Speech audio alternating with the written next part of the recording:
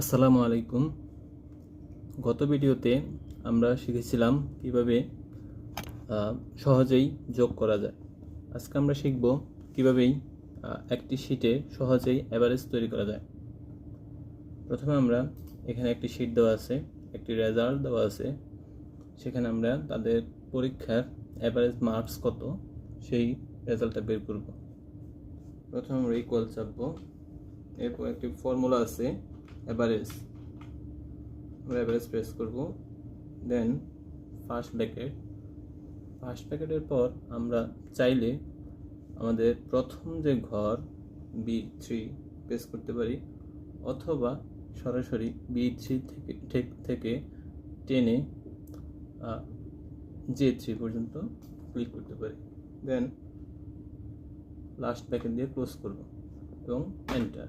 আমাদের অ্যাভারেজ বের হয়ে গেল।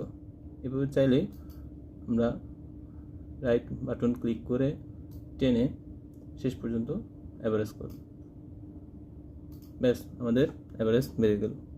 ভিডিওটি ভালো লেগে থাকলে আমাদের চ্যানেলটি সাবস্ক্রাইব করবেন। ধন্যবাদ।